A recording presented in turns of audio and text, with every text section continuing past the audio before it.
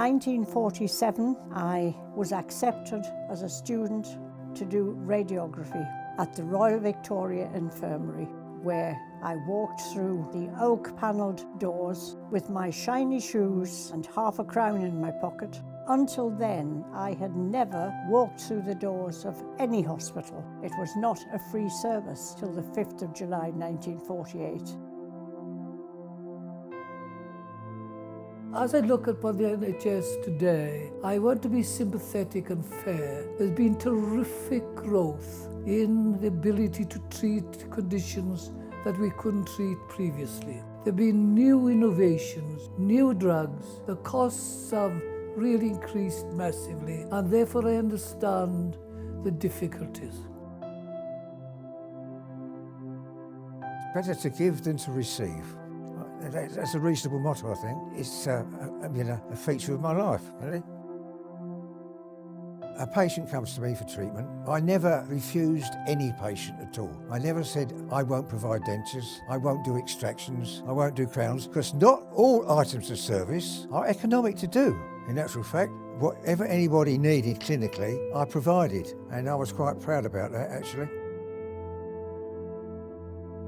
When I was a little girl, I used to do little deeds of kindness to people. I used to go take the water for them. Sometimes those who cannot walk, I used to help them with their shopping. And they would say to me, "You were very kind. You will make a proper nurse." So this stuck into my mind. And when this quota came down to England, I grasped the opportunity. I come up to England to do my nursing. This gives me the inspiration to come in to do it. And I never regretted it. I came from Sri Lanka. I saw the NHS as a wonderful system where there was universal health care for anybody who was ill. There wasn't this worry of, do I have enough money to pay the doctor to go in? And I really thought this was probably the best healthcare system in the world. At the moment, NHS is very much under construction. When it will be fully fledged, modernized with every technical things, I think people will enjoy and doctors will enjoy and will be able to give the satisfactory services to the patients which we dearly miss. NHS is a superb idea. Don't sit on the fence, come in, join, be a medic, and you will enjoy every minute.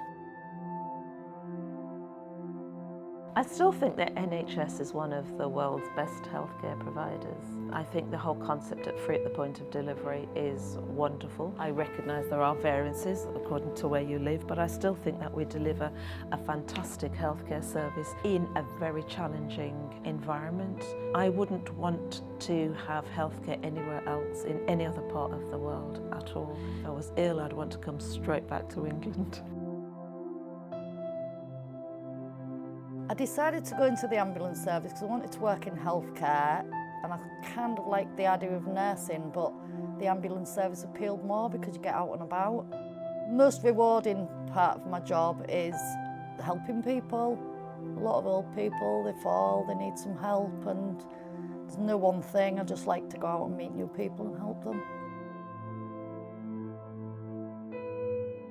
I remember when I was younger going to certain countries, and some people were too poor to access help, and sometimes you go into a hospital and find a cashier desk.